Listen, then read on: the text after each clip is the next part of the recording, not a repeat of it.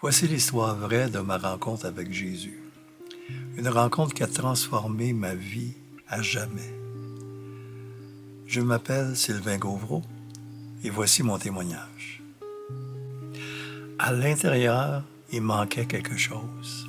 J'étais pas satisfait, malgré le succès avec le groupe, malgré ma jeunesse, malgré tout ce que je pouvais posséder. Il manquait quelque chose. Et il y avait une soif, il y avait une question profonde. Pourquoi je suis là? C'est quoi le sens de la vie? Et je cherchais, mais je trouvais pas ça. Alors, c'est sûr, je ne parlerai pas de ça tous les jours, mais à l'intérieur de moi, il y avait des questions. Et plus le temps passait, et plus ce vide-là grandissait en moi. Même si j'étais beaucoup occupé, même si j'avais du succès, d'un certain sens, il manquait quelque chose. Il y avait quelque chose qui manquait à l'intérieur, une soif. À quoi ça sert tout ça? En 1976, fin 76, 77, tout a changé. Un jour, j'ai entendu parler de Jésus. Par l'entremise, la famille, qui est mon épouse aujourd'hui, qui dans le temps était mon ami, était chrétien. Sa mère était chrétienne, son frère aussi.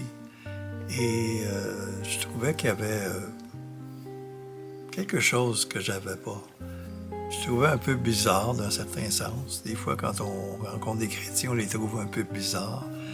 Mais ils semblaient heureux. Il y avait quelque chose qui rayonnait dans leur vie.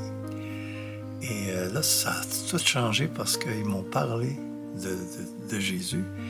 Et pas comme d'une personne ou d'un personnage, c'est-à-dire lointain, pas comme une histoire de Jésus, mais vraiment comme un sauveur, comme personnel, quelqu'un une personne vivante, aujourd'hui, présente, et pas une religion, mais vraiment quelqu'un à qui tu peux parler, à qui tu peux te confier. Jésus est devenu plus qu'une histoire, le jour de Pâques, et un personnage, mais il est devenu un sauveur personnel dans ma vie. Et ça m'a bouleversé parce que j'ai vu qu'il y avait un changement dans leur vie, il y avait quelque chose de différent. Et ils m'ont invité à Pâques. Et je suis allé. Et je me souviens d'avoir parlé avec le Seigneur et j'ai dit, si t'es réel, viens dans ma vie. Je veux te connaître. Puis ce soir-là, j'ai été comme envahi vraiment d'une paix que j'avais jamais connue.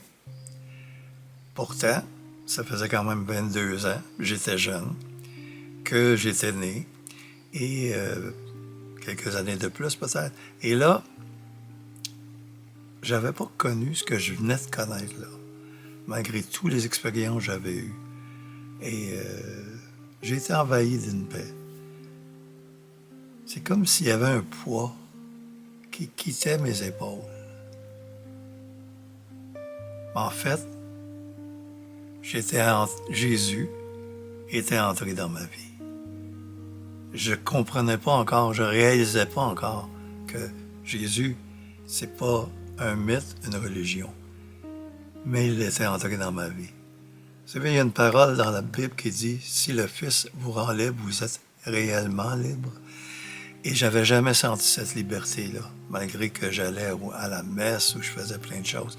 Quand j'ai fait cette expérience, il y a un poids qui est parti et la réalité du salut est arrivée. Et c'est là que j'ai compris que, oups, c'est plus qu'une religion, ça.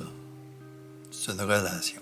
Naturellement, moi, je faisais partie d'un groupe musicien rock et je chantais partout. On avait un groupe qui s'appelait Québec Love. C'est dur à imaginer aujourd'hui, mais je chantais du Led Zeppelin, des choses comme ça. Mais en fait, toutes les musiques populaires de ces années-là. J'avais les cheveux ici. Je peux vous montrer peut-être une photo de ce temps-là. Et aujourd'hui, c'est une autre chose.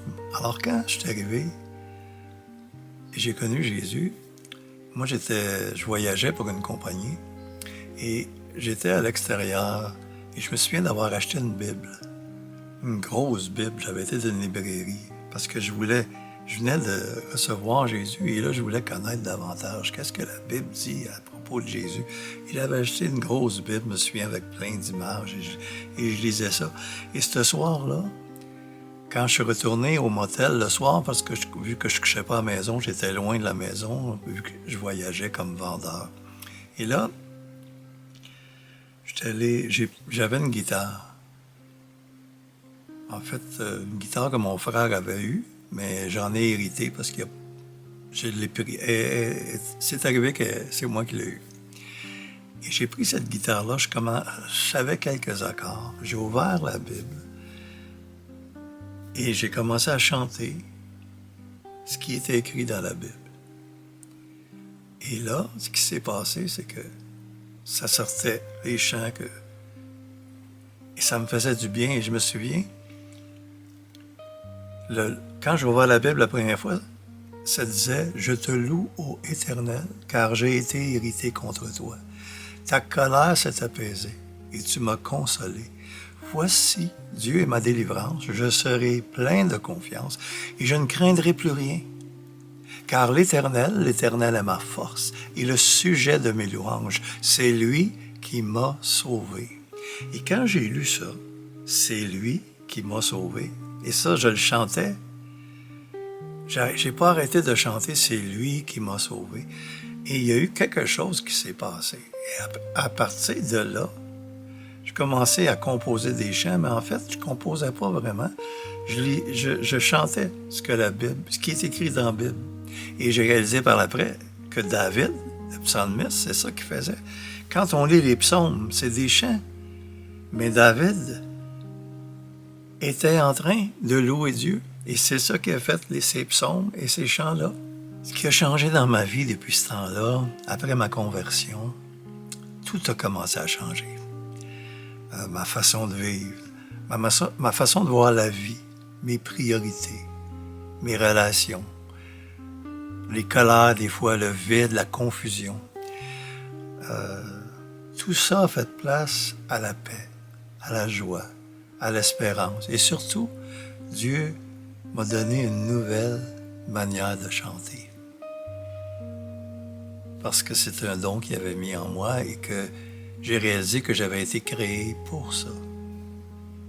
Moi qui chantais pour être vu, j'ai commencé à chanter pour lui. Il m'a inspiré des chants, des paroles, une mission. J'ai été baptisé dans l'eau, baptisé du Saint-Esprit, et ma vie a pris un nouveau départ. Je me suis joint à l'Église, je suis devenu à charge de la louange, conducteur de louange, et j'ai commencé à partager. Ensuite, pasteur, j'ai pu prier pour les personnes. Toute ma vie, j'ai fait le ministère. Qu'est-ce qui se passe aujourd'hui? Il est toujours fidèle. Il m'a gardé. Ça n'a pas été toujours facile. Il y a eu des tempêtes. Dans les hauts, dans les bas. J'ai continué à chanter, à louer Dieu, à partager, à prier pour les personnes. Et aujourd'hui, je continue de chanter, d'écrire, de témoigner. Jésus, c'est pas un souvenir du passé pour moi. Il est vivant. Il agit aujourd'hui. Et si tu écoutes ces mots-là, je veux te dire, ce qu'il a fait pour moi, il est capable de le faire pour toi aussi. Ouvre-lui ton cœur. Je sais qu'il t'entend. Et j'ai un chant que je veux partager. J'aurais tellement de choses à témoigner, mais je suis allé simplement avec ce qu'il y avait dans mon cœur. Mais j'ai un chant à partager avec toi. Et si tu veux bien l'écouter, prendre le temps. Le chant dit « Il t'aime ». Et c'est ça qui fait la différence. La religion t'aime pas. Jésus t'aime. Peu importe ce que tu vis, il t'aime. Alors je partage ce chant avec toi et ensuite on va faire une prière ensemble.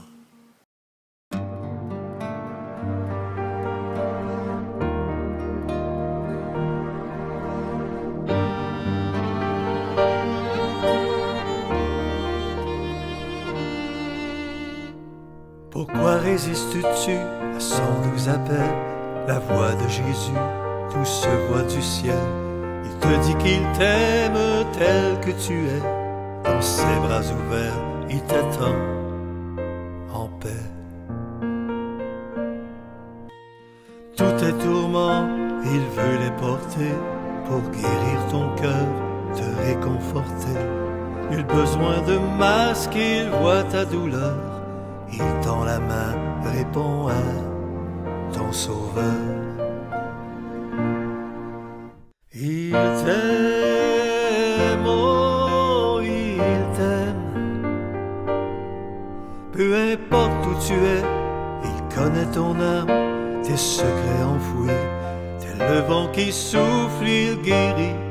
Tes blessures, viens à lui. Et tu trouveras la vie.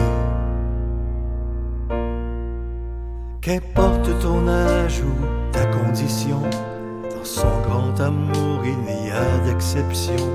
Il marche à tes côtés, fidèle et constant. Suis sa lumière et regarde en avant. Sa voix murmure, écoute son amour, écho éternel de si grands secours. Ouvre ton cœur sans hésitation, dans ses bras trouve rédemption.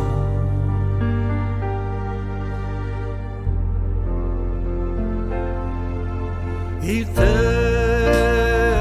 oh, il t'aime.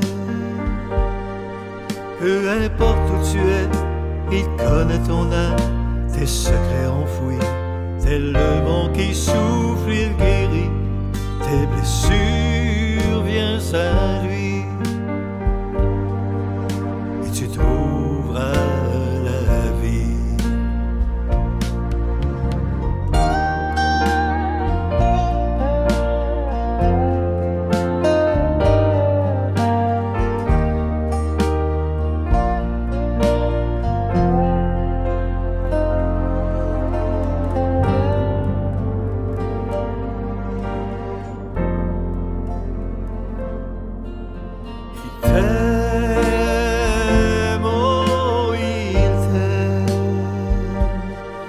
Peu importe où tu es, il connaît ton âme, tes secrets enfouis. Tel le vent qui souffle, il guérit. Tes blessures, viens à lui. Et tu trouveras la vie.